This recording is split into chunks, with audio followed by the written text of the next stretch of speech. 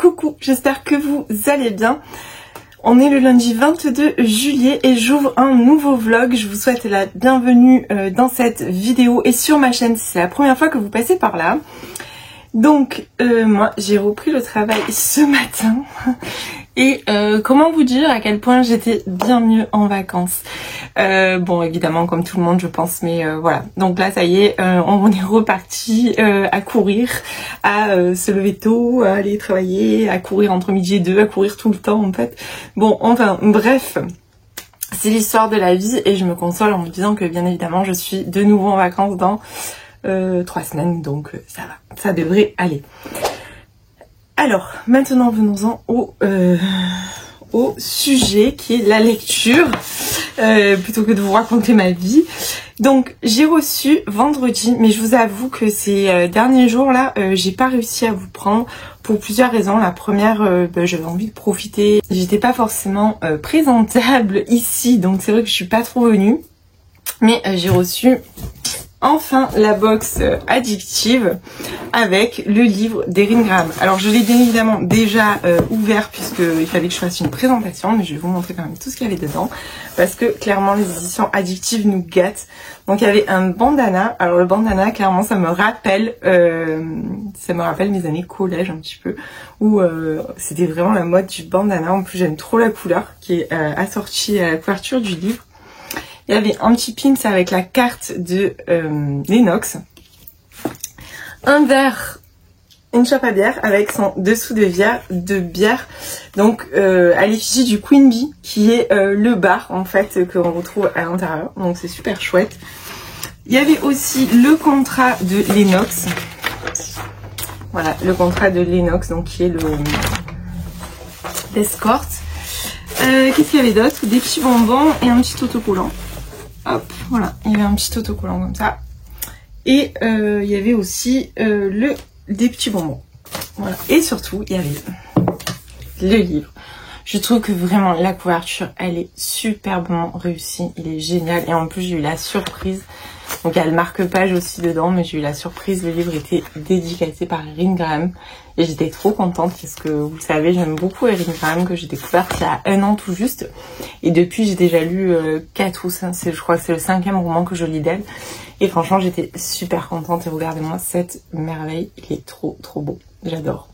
Je suis ultra fan de la couverture. En plus là c'est en genre un petit peu de relief, donc voilà, j'étais trop contente. Donc ça c'était pour la réception de la box. Alors sinon côté lecture, donc je vous reparle pas du livre hein, puisque je vous en ai bien parlé dans le précédent blog, et j'ai fait aussi un post sur Instagram pour ceux qui veulent me suivre.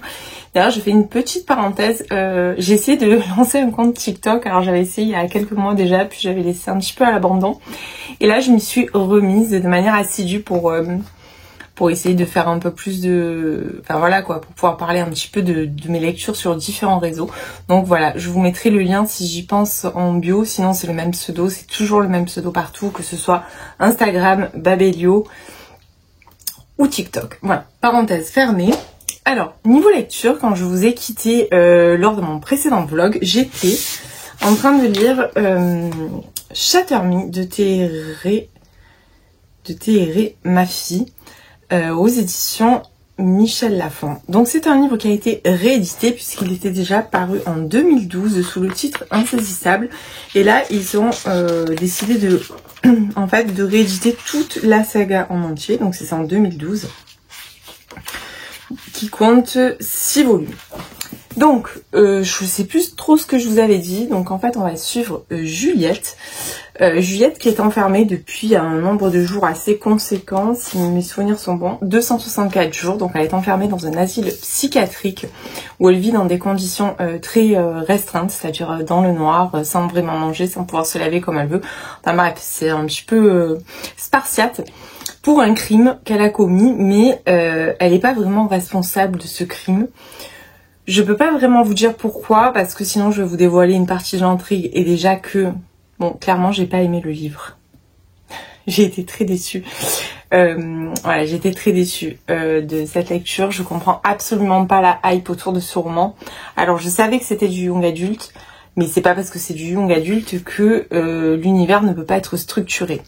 Moi, on m'a vendu dystopie, romance. Deux choses que j'adore dans la littérature. En dystopie, j'ai lu beaucoup de dystopies young adulte, notamment par exemple The Book of Evie et The Revolution of Evie, que j'avais adoré. J'ai lu Divergente, que j'ai beaucoup aimé. J'ai Hunger Games dans ma palle qu'il faut que je lise. J'ai lu... Qu'est-ce que j'ai lu encore, Labyrinthe, enfin voilà quoi, je veux dire, dystopie, ça me connaît, j'aime beaucoup ça. J'ai lu aussi la saga des héritières, enfin bon, bref. Mais là, alors en fait, j'avais du mal à situer, donc je finis avec Juliette. Donc Juliette est enfermée pour un crime qu'elle a commis par rapport en fait à un don qu'elle a, enfin un don, moi je dirais plutôt une malédiction, mais bref. Donc on la rencontre dans sa cellule et on se rend compte autour en fait justement qu'on est dans une société dystopique mais on ne sait pas vraiment ce qui s'est passé. On sait pas si c'est du post-apo, on ne sait pas si c'est simplement un effondrement, c'est un effondrement de la société. Moi je l'ai plutôt compris comme ça. J'ai trouvé que l'univers était mal expliqué, mal développé, alors qu'il y a tant à faire dans une dystopie, justement, on peut faire plein de choses. Et là, en fait, alors, comme je vous dis, j'ai pas réussi, alors, je suis allée jusqu'au bout parce que je lisais en lecture commune et que la plume est quand même est très sympa. Ça, c'est une plume fluide qui est assez addictive, ça se lit très très vite, comme je vous dis, on est sur du young adulte. J'ai d'ailleurs oublié, parce que j'ai fini sur ma liseuse, j'ai oublié le marque-page. Mais je sais pas, j'ai pas ressenti d'émotion, j'ai pas été happée par justement tout ce côté post-apo ou effondrement qui aurait dû me happer, parce que c'est on nous donne des petits trucs comme ça par-ci par-là. Vraiment, je comprends absolument pas la hype autour de ce livre. Bon voilà, je me suis fait avoir comme tout le monde puisque je l'ai acheté, mais comme beaucoup de gens, pas comme tout le monde, mais là vraiment. Alors, soit je suis trop vieille pour ce genre de lecture, mais je pense pas, puisque j'ai lu par exemple Absolu, le tome 1 de la saga Absolu, je l'ai lu je crois, c'est du young adulte aussi, je l'ai lu au mois de décembre il me semble. Et d'ailleurs il faut que je lise le tome 2, j'avais beaucoup aimé, j'ai trouvé que c'était super bien construit, c'est ça qu'on recherche dans une dystopie. On recherche vraiment quelque chose de construit, et là même la romance, je l'ai trouvée plate, sans émotion, les personnages ils sont plats, ils sont pas bien construits. Bon, je suis horrible, je parle très très mal de ce livre, mais voilà. Bon, moi clairement, je ne continuerai pas la saga, parce que voilà, j'ai pas du tout envie de continuer. Après, encore une fois, comme je vous dis à chaque fois, ça n'est que mon propre avis. Je vous invite bien évidemment à vous faire votre avis, si vous aimez les romances, si vous aimez les dystopies, si vous l'avez lu, n'hésitez surtout pas à venir en parler avec moi. Enfin, bref, voilà, on va passer à autre chose. Donc derrière ça, j'ai lu Ce qui nous rend vivants d'Emma Green aux éditions Addictive. C'est pas un service presse, je tiens à le préciser, hein, puisqu'il est sorti, j'étais pas encore partenaire, donc je préfère le préciser au cas où. Et clairement, c'est un coup de cœur, mais un énorme coup de cœur. J'ai adoré ce livre, vraiment, il m'a complètement... Il y a tout ce que j'aime dedans. Alors déjà, il faut savoir qu'on est sur une vibe Grey's Anatomy. J'avais vraiment l'impression de visionner une nouvelle saison de Grey's Anatomy. On est totalement immergé dans les urgences avec Cléo et Carter. Donc Cléo qui commence son internat dans l'hôpital public de Chicago, et elle va y retrouver en fait Carter qui était étudiant en médecine avec elle, mais elle a redoublé un an, lui il est passé, donc du coup ils ont un an de décalage puisqu'il est interne aussi, mais en deuxième année d'internat. Et donc au début on sait pas trop le lien qu'ils ont, puis petit à petit on comprend qu'ils étaient vraiment très très amis, très très proches, même plus qu'amis on va dire, mais qu'à un moment donné il y a eu une cassure. Voilà, c'est tout ce que je vous dirai sur ça. Après je vous laisse découvrir parce que vraiment je veux pas trop vous en dire. J'ai adoré les thématiques abordées par Emma Green, j'ai adoré la plume d'Emma Green. Oui, je ne fais que des éloges parce que vraiment ce livre était trop bien. Je sais pas pourquoi j'ai mis si longtemps pour le lire puisqu'il est sorti je crois au mois de novembre. Et bon après c'est vrai que j'avais pas mal de services presse d'Emma Green aussi, enfin voilà, j'ai un petit peu cumulé, mais vraiment j'ai adoré les thématiques abordées. Il est question de deuil, il est question de de deuil, de famille homoparentale. Bref, vraiment que des thématiques traitées avec une grande justesse. En plus de ça, c'est super drôle. Il y a plein de répliques qui m'ont fait mourir de rire, mais vraiment. Et tous ces petits clichés par rapport aux séries, par rapport à des livres. Enfin bref, c'est vraiment c'est une pépite, un petit bonbon. J'ai adoré. J'ai même versé ma larme à la fin parce que c'était super émouvant. Déjà, l'histoire de Cléo est super émouvante. Et celle de Carter aussi, en fait. Vraiment, c'est des personnages qui m'ont touchée en plein cœur. Je me suis attachée immédiatement à eux. J'ai adoré cette ambiance Grey's Anatomy parce que oui, et j'assume complètement, je regardais Grey's Anatomy. Bon, j'ai décroché, je crois, là. J'ai décroché quand Derek est mort, en fait. Il me semble. J'ai dû regarder juste une saison derrière et après, j'ai complètement décroché parce que c'est plus vraiment les mêmes persos. Mais les premières saisons, j'étais à fond, j'adorais ça. Je peux même vous dire que je les ai vues plusieurs fois. Bon, enfin, bref. Donc voilà, là vraiment j'ai retrouvé cette ambiance-là avec tous les petits commérages, avec toutes les petites histoires de un, de l'autre, les histoires des patients. Vraiment, je trouve, j'ai passé un excellent moment, je vous en dirai pas plus. Pour moi, c'est un énorme coup de cœur. Quand je vous dis à chaque fois, Emma Green, c'est une valeur sûre. Quand les gens me disent « j'aime pas la romance », je pense que si tu regardes cette vidéo, maintenant, tu risques de te reconnaître. Non mais sérieusement, quand on me dit « j'aime pas la romance », j'ai deux auteurs à conseiller. Emma Green et Colleen Hoover. Alors je sais que Colleen Hoover est souvent un petit peu controversée parce que Colleen Hoover, elle est assez tranchante quand même. Les thématiques sont souvent assez rudes, les histoires... elle fait pas forcément que des happy end, tout ça. Mais, pour moi...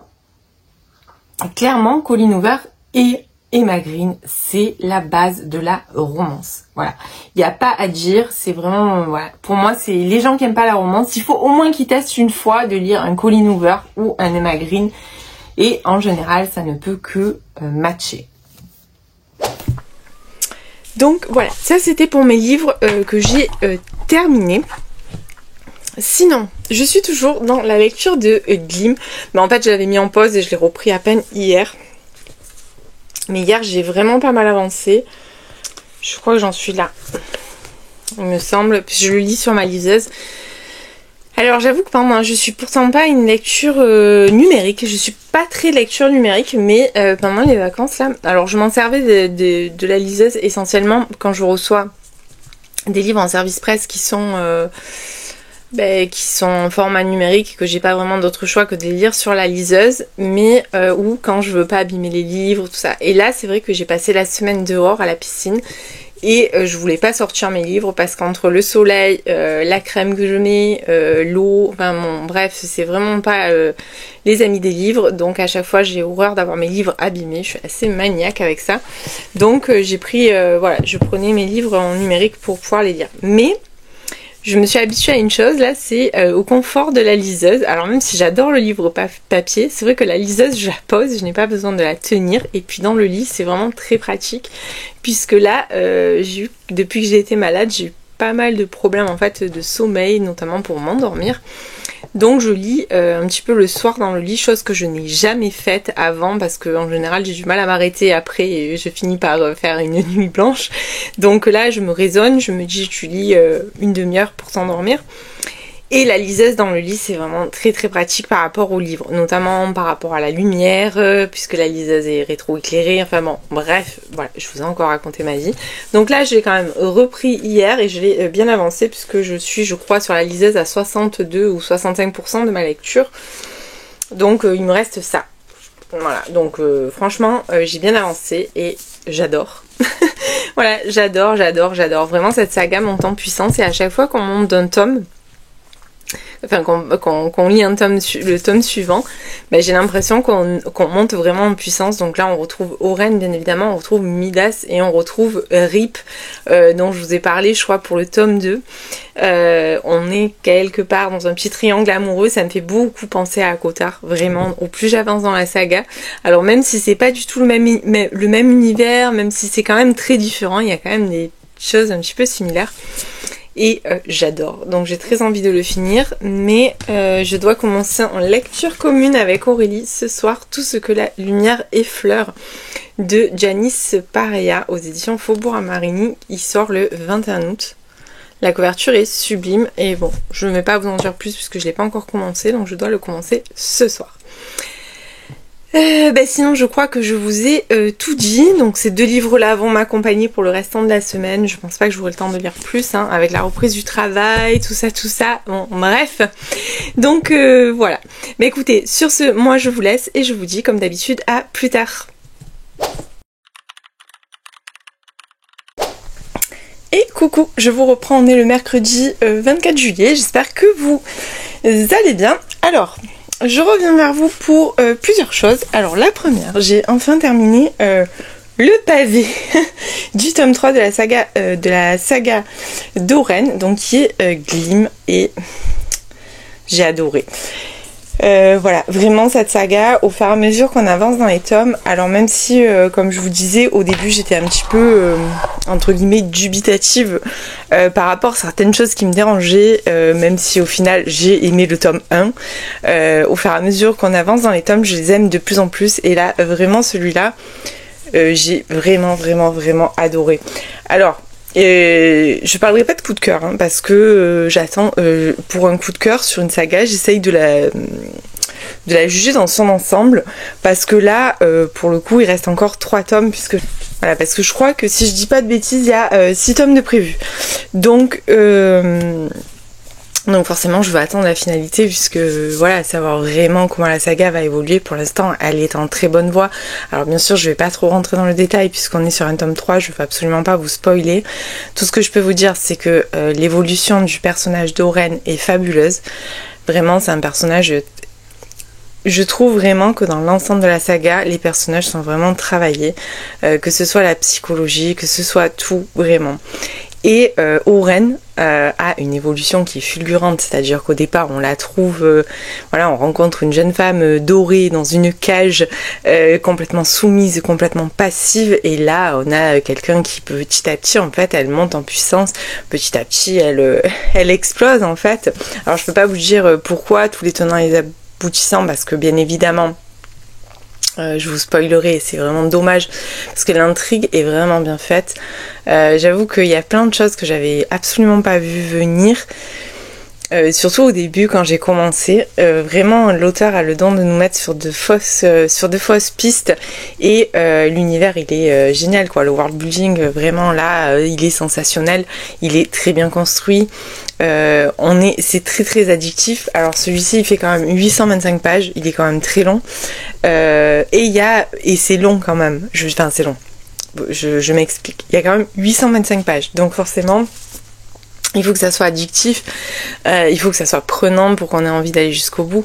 Et même si à certains moments ça avance lentement, parce qu'elle prend le temps de tout détailler, parce qu'elle prend le temps vraiment de tout construire, que ce soit au niveau des relations entre les personnages, que ce soit au niveau des enjeux politiques, parce que voilà, c'est une saga qui est vraiment complète, c'est-à-dire qu'on on est certes dans une romantaisie, mais il y a vraiment autre chose en plus et qui est vraiment bien détaillé, ce qui n'est pas toujours le cas dans la romantaisie, pour avoir lu certains retours sur certains livres.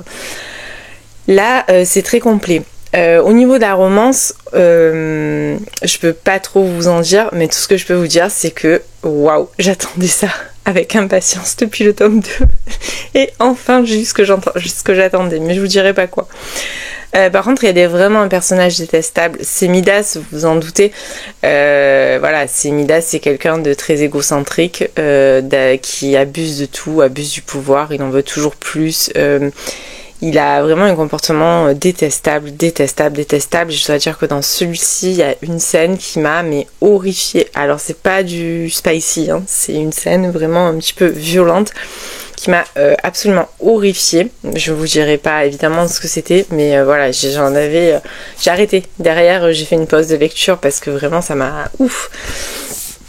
Et je m'attendais pas du tout à cette fin. Vraiment, j'avais pas vu venir la fin du 3e tome.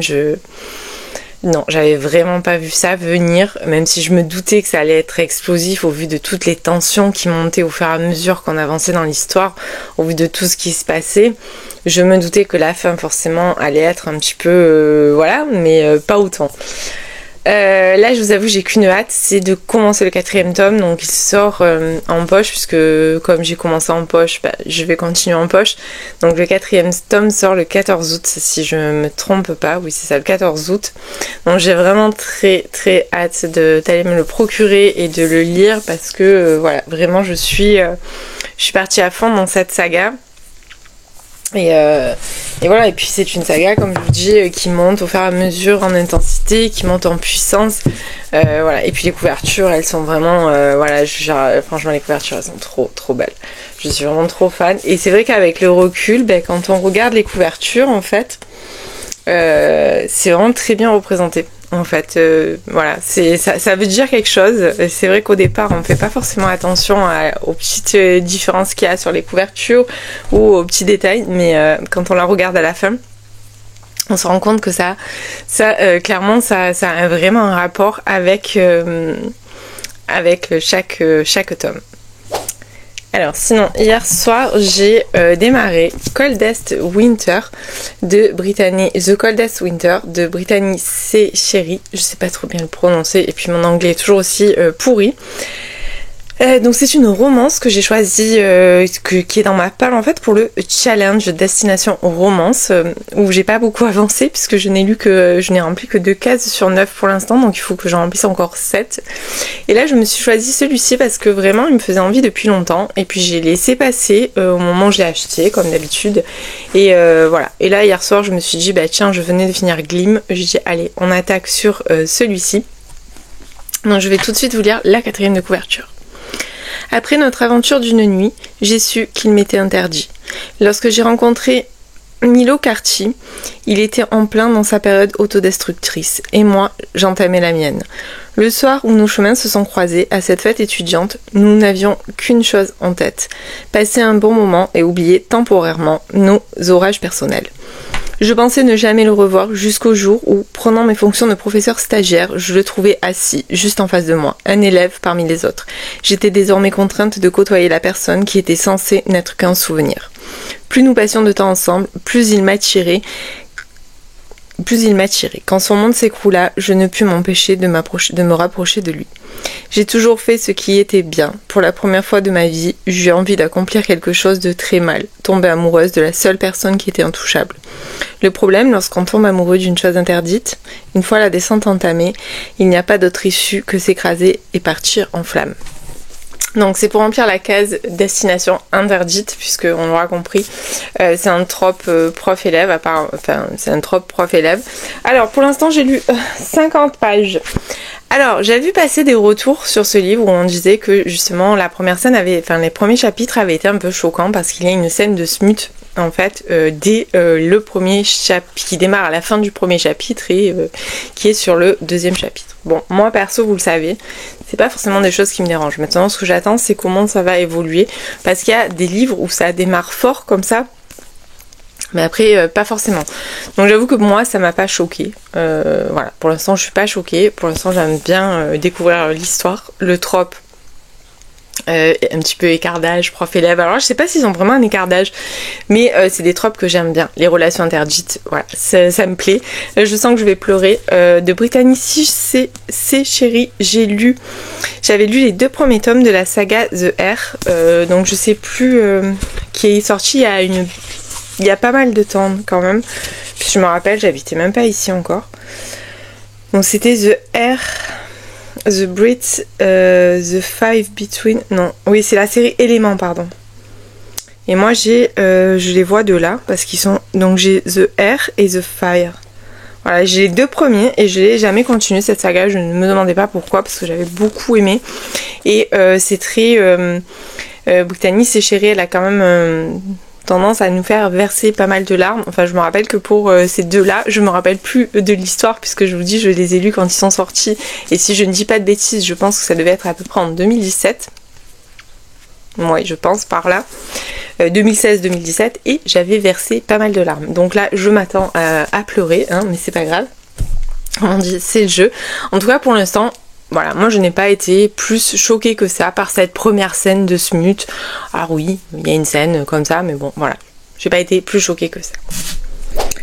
Donc sinon, au début de la semaine, j'ai également démarré Tout ce que la lumière effleure de Janice Paria qui va apparaître aux éditions Faubourg-Marigny le 21 août. Donc j'ai fait un découpage. Ah non, vous le voyez pas. Là, vous le voyez. Alors, j'ai fait un découpage parce qu'on est sur un roman un petit peu particulier. Donc je vous avais lu, je crois, la 4e de couverture, je vais pas vous la relire. On est sur un roman un petit peu particulier, c'est-à-dire qu'on a plusieurs personnages. Apparemment, je crois qu'il y a 4 personnages qu'on rencontre qui sont totalement indépendants. Ces personnages-là vivent dans des époques différentes. Donc pour l'instant, moi je me suis arrêtée là. Donc j'ai lu 200 pages, donc il correspond à peu près à un tiers du livre, puisque je crois qu'il fait... Ouais, c'est ça, c'est exactement un tiers du livre. Donc pour l'instant, j'ai rencontré un personnage qui s'appelle Shay et un personnage qui s'appelle Evelyn. Donc Shay, c'est à notre époque, en Inde, et Evelyn, par contre, c'est au début du XXe siècle, en Angleterre, et après, par la suite, en Inde. Alors, c'est un roman avec une plume contemplative, c'est un roman très introspectif, c'est-à-dire que on a des personnages en fait qui s'interrogent, qui sont vraiment dans une interrogation, toujours dans une certaine réflexion. Le premier personnage, Shay, donc elle va nous faire un petit retour prend conscience en fait de l'essentiel. Je pense que c'est vraiment un livre de prise de conscience de l'essentiel, de prise de conscience de la nature qui nous entoure, ce qu'on en fait, comment on l'utilise. Voilà. Alors je vais être honnête parce que vous savez, je suis toujours honnête avec vous. C'est pas le genre de livre que j'aurais choisi. Voilà, c'est clairement pas le genre de livre que j'aurais choisi. Alors pas que ça me dérange, c'est pas que le problème, c'est pas un problème avec la nature parce que je suis quelqu'un de très nature. Je suis pas du tout une fille urbaine, je suis plutôt une fille de la campagne. Si demain on me donne le choix et qu'on me dit tu peux aller habiter à la campagne et vraiment, voilà, cette vie-là, c'est une vie qui me correspondrait. Je ne suis pas du tout urbaine. Au contraire, je fuis la foule, je fuis le monde, je fuis tout ça. Je suis très bien, comme je vous disais la semaine dernière, en vacances chez moi, dans mon jardin, tout fermé. Et voilà, je m'occupe de mes fleurs, je m'occupe de mes animaux, je m'occupe de mes poissons, enfin bon, bref. Voilà, donc c'est vraiment pas le problème de rapport à la nature, c'est plus ce côté très contemplatif et très introspectif. Voilà, voilà, par exemple la deuxième partie était très axée sur la botanique. Ça m'a pas plus, voilà, je me suis pas sentie emportée dedans. J'ai préféré la première partie avec Shay, que j'ai d'ailleurs, alors apparemment il y a un personnage qu'on a rencontré qu'une seule fois, je pense. Puisque j'ai mis qu'un post-it parce que j'ai essayé de faire, en fait j'ai mis des post-it colorés en fonction des personnages. Donc j'ai fait un découpage en fait. Voilà. Donc j'ai lu pour l'instant 2 parties. Je pense lire ce soir la 3e. En fait j'ai prévu de lire une partie par jour parce que comme je vous dis, c'est pas forcément un livre que j'aurais choisi, c'est pas un livre, pour l'instant j'ai du mal à rentrer dedans, donc voilà, je veux aller jusqu'au bout et j'irai jusqu'au bout parce que ce livre là vraiment, Lorraine nous l'a vendu comme un livre très différent. Elle avait très peur de ce qu'on allait pouvoir ressentir, dans le sens où c'est vraiment très différent de ce que publie Faubourg-Marigny. Comme je vous le dis, je suis en toute transparence. Et je veux voir où ça va, je veux connaître la finalité, je veux voir la finalité, même si c'est pas vraiment quelque chose, même si, comme je vous dis, j'adore la nature et j'en prends soin et je suis bien dans la nature. J'ai du mal avec le côté introspectif et avec cette plume contemplative, voilà. De toute façon, je vous le dis souvent, quand j'entame un livre et que la plume est trop contemplative, j'avoue que j'ai parfois du mal, donc voilà. Alors je ne vais pas le juger à un tiers du livre, je vais encore avancer, découvrir déjà chacun des personnages et bien évidemment je vous en reparlerai. Alors je vous en reparlerai peut-être pas, oui, sûrement la semaine prochaine dans le prochain vlog, mais voilà, je vous en reparlerai, c'est sûr. En attendant, franchement, par contre, la couverture, elle est juste trop belle. Alors, sinon, écoutez, c'est tout ce que j'avais à vous dire. J'ai pas fait de réception, je dois recevoir là prochainement puisque j'ai reçu le programme de chez Nisha et Katera. Donc j'ai reçu le programme, j'ai fait ma sélection et je devrais recevoir normalement, je pense d'ici fin de semaine ou début de semaine prochaine, ma petite sélection. Donc je l'ouvrirai avec vous, j'ai trop hâte, je vous avoue, dès que ça arrive. Je pense que je laisse un peu tout tomber mes lectures et je vais me jeter sur le premier